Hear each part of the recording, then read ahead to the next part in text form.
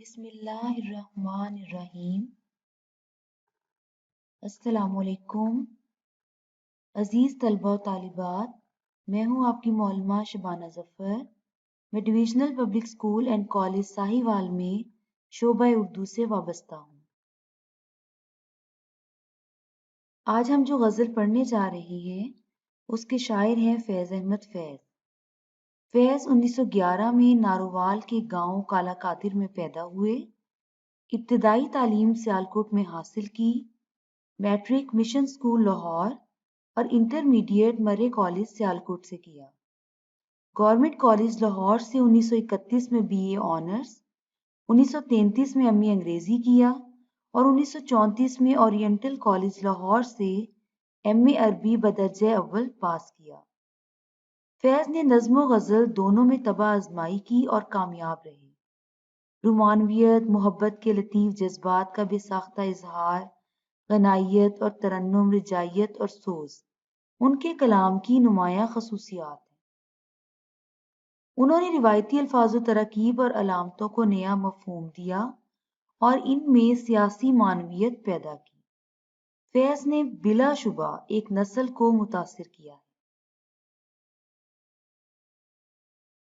फैज की गजल 5 अशार पर मुश्तमिल है।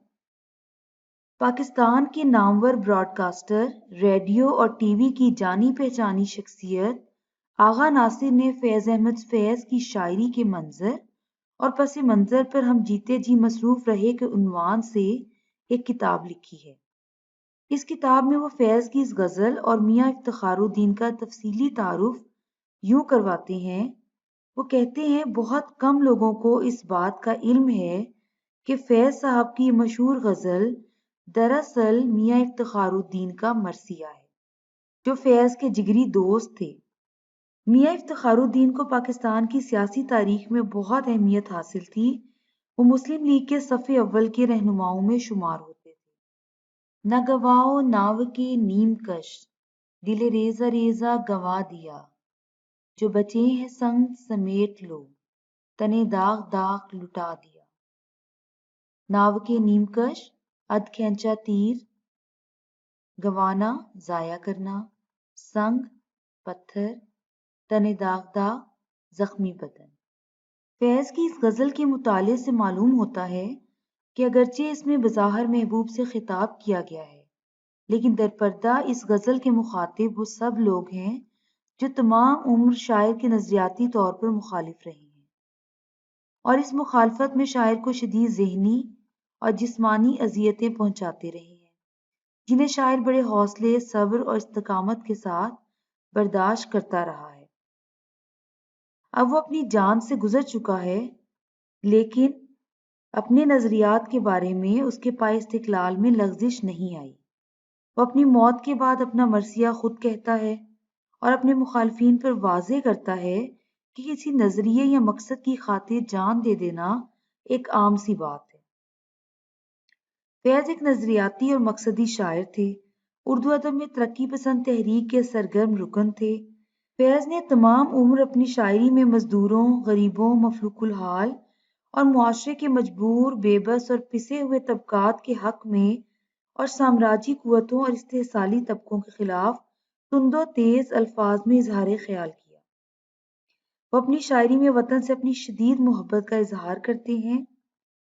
अपने वतन के बासियों की खस्ता हाली, नादारी, जहालत और भूख को देखकर वो तड़प उठते हैं। ज़ेरे तशरीह शेर से ये अंदाजा होता है कि वो अपनी जान की बाजी हार चुके हैं, लेकिन अपने नज़रियात के मुखालफिन से मुखातिब होते हुए कहते हैं कि तुम तमाम उम्र मेरे दिल पर तंजो तान के तीर बरसाते रहे, जिससे मेरा दिल टुकड़े टुकड़े हो गया। मेरा ये दिल जब तक धड़कता रहा तुम्हारे तीरों को हौसले और सब्र से बर्दाश्त करता रहा, लेकिन आज जबकि इसकी धड़कन बंद हो चुकी है तो तुम अपनी कमान में अध खींचे तीरों को बिला वजह जाया ना करो, बल्कि इन्हें संभाल लो। इसी तरह तुम तमाम उम्र मुझ पर पत्थर बरसाते रहे हो, जिसकी वजह से मैं शदीद जख्मी हो गया, लेकिन मैंने उफ नहीं की। आज जब मेरी जिस्मानी मौत हो चुकी है तो बचे हुए पत्थरों को समेट लो। तुम्हारे ये बचे हुए तीर और पत्थर मेरे जैसे दूसरे लोगों पर बरसाने के काम आएंगे, کیونکہ میرے مرنے سے تمہیں یہ نہیں سمجھنا چاہیے کہ وہ مقصد یا نظریہ بھی ختم ہو گیا ہے جس کے لیے میں نے اپنی جان دی ہے، بلکہ میرے بعد اور بھی لوگ آئیں گے جو میری ہی راہ پر چلیں گے اور صدائے حق بلند کرنے کی روایت زندہ رہے گی۔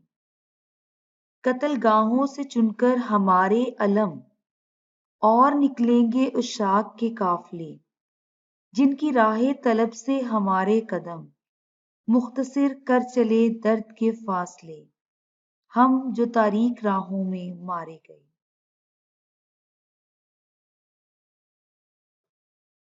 میرے چارہ گر کو نوید ہو، صف دشمناں کو خبر کرو، وہ جو قرض رکھتے تھے جان پر، وہ حساب آج چکا دیا۔ چارہ گر، معالج، نوید، خوشخبری، صف دشمناں، دشمنوں کی قطاریں، حساب چکانا، حساب بے باک کرنا۔ فیض کو اپنی مخصوص نظریات کی اشاعت اور ترویج کے دوران زندگی بھر دو طرح کے لوگوں سے واسطہ پڑتا رہا۔ ایک وہ جو اس کے نظریات کے دشمن تھے اور تمام عمر نہ صرف اس کے نظریات و مقاصد کی بھرپور مخالفت کرتے رہے بلکہ اسے ذہنی اور جسمانی طور پر ہر طرح کی تکلیفیں بھی پہنچاتے رہے۔ اور کچھ لوگ ایسے تھے وہ فیض کے دکھ درد بانٹنے کی کوشش کرتے تھے اور اس کے جسم پر لگائے گئے دشمنوں کے زخموں پر مرہم رکھنے کی کوشش کرتے تھے۔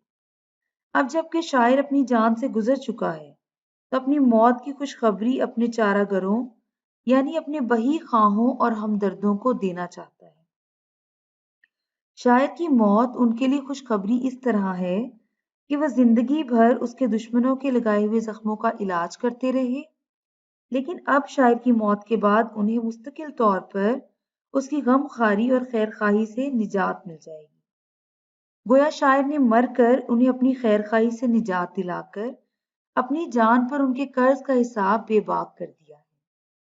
اس کے علاوہ شاعر اپنی موت کی خبر اپنے دشمنوں تک اس لیے پہنچانا چاہتا ہے کہ وہ زندگی بھر اپنے مخصوص نظریات کی ترویج کے باعث اپنے مخالفین کے دل میں کانٹا بن کر کھٹکتا رہا ہے، کیونکہ حق و صداقت کی آواز بلند کرنے والوں کو شروع سے ہی راہ سے ہٹانے والوں کی مخالفت اور دشمنی کا سامنا کرنا پڑتا ہے، اور اگر حق کی آواز بلند کرنے والے اپنا راستہ نہیں چھوڑتے، اپنے مقصد یا نصب العین کو پانے کی مسلسل کوشش کرتے رہتے ہیں، تو ان پر سنگ ملامت پھینکنے والے بھی انہیں اس راستے سے ہٹانے کے طریقے ایجاد کرتے رہتے ہیں۔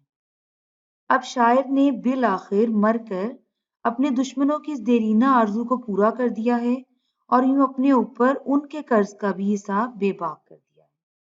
فیض اسی بات کو اس انداز میں کہتے ہوئے نظر آتے ہیں: نہ رہا جنون رخ وفا، یہ رسن یہ دار کرو گے کیا، جنہیں جرم عشق پہ ناز تھا وہ گناہ گار چلے گئے۔ کرو کج جبیں پہ سر کفن، میرے قاتلوں کو گمان نہ ہو، کہ غرور عشق کا بانک پن پس مرگ ہم نے بھلا دیا۔ کج ٹیڑھا، جبیں پیشانی، سر کفن کفن کا کونا، بانک پن وزاداری ناز و انداز۔ کسی بھی اعلیٰ نصب العین اور نظریے کی خاطر جد و جہد کرنے والوں کو سب سے پہلے اپنے مقصد کی سچائی اور اس کے مبنی بر حقیقت ہونے کا یقین ہونا چاہیے، اور مقصد کو حاصل کرنے کی لگن بھی ایسی ہونی چاہیے کہ کوئی ظلم و جبر اسے راستے سے نہ ہٹا سکے۔ گویا اعلیٰ مقاصد اور نصب العین کی خاطر جد و جہد کرنے والوں کو بہت سی آزمائشوں سے گزرنا پڑتا ہے، اور بعض اوقات اس راستے میں انہیں اپنی جان کی قربانی بھی دینی پڑتی ہے۔ گویا اپنے نصب العین اور اعلیٰ مقصد کی خاطر جان دینے والا اپنی موت کو بھی بڑی شان اور پروقار طریقے سے گلے لگاتا ہے، کیونکہ یہی آن بان اور انداز اسے زندہ جاوید بناتا ہے۔ اس کے اس پروقار انداز کی یاد لوگوں کے دلوں پر نقش ہو جاتی ہے اور اس کے بعد آنے والوں کے لیے جرأت و بے باکی کی ایک مثال بن جاتی ہے۔ جس دھت سے کوئی مقتل میں گیا وہ شان سلامت رہتی ہے، یہ جان تو آنی جانی ہے اس جاں کی تو کوئی بات نہیں۔ فیض اپنے مخاطب سے کہتے ہیں کہ جس طرح پرانے زمانے میں لوگ اپنے بانکے اور البیلے پن کے اظہار کے لیے سر پر ٹوپی ٹیڑھی کر کے رکھا کرتے تھے، اسی طرح اپنے مقصد سے میرے عشق کے بانک پن کو مرنے کے بعد بھی ظاہر کرنے کے لیے میری بے جان پیشانی پر کفن کے کونے کو اس طرح ٹیڑھا کر کے رکھ دو کہ اس سے میری کج کلاہی کی شان ظاہر ہو۔ اس طرح مجھے قتل کرنے والوں کے دلوں سے شبہ نکل جائے گا کہ شاید مرنے کے بعد میں نے اپنے مقصد سے عشق کا انداز جسے ساری عمر میں نے قائم رکھا تھا بھلا دیا ہے، یعنی زندگی بھر جن نظریات و مقاصد پر قائم رہے اور ان کی صداقت پر فخر کا اظہار کرتے رہے، مرنے کے بعد بھی ہم نے اپنی اس وفاداری کو ترک نہیں کیا۔ ادھر ایک حرف کی کشتنی، یہاں لاکھ عذر تھا گفتنی، جو کہا تو سن کے اڑا دیا، جو لکھا تو پڑھ کے مٹا دیا۔ کشتنی مارے جانے کے قابل، عذر بہانہ جواز، گفتنی بات جو کہنے کے قابل ہو، مٹانا ختم کرنا۔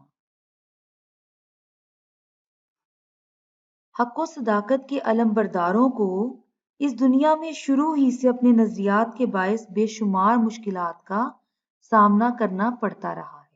کوئی زہر کا پیالہ پینے پر مجبور کر دیا جاتا ہے اور کسی کو آگ کے شعلوں کی نذر کر دیا جاتا ہے اور کسی کو تختہ دار پر جھولنا پڑتا ہے۔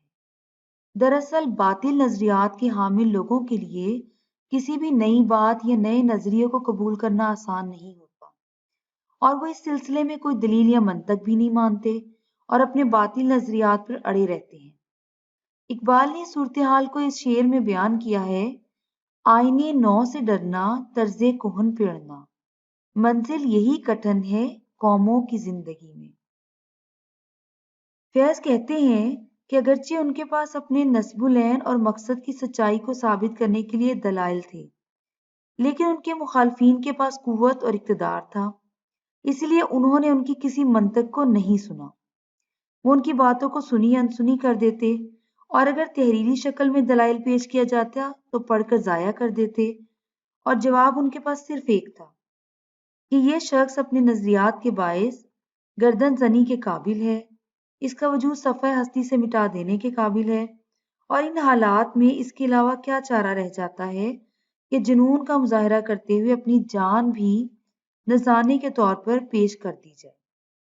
بات چیت اور گفتگو کا ہنر انسان کے لیے اللہ تعالیٰ کی ایسی عطا ہے کہ اس کے ذریعے وہ لاکھوں مسائل اور سینکڑوں الجھنوں کو سلجھانے میں کامیاب ہو جاتا ہے، اور جہاں بات چیت اور مکالمے کا عمل ختم ہو جاتا ہے وہاں اسی طرح کے مسائل سر اٹھانے لگتے ہیں۔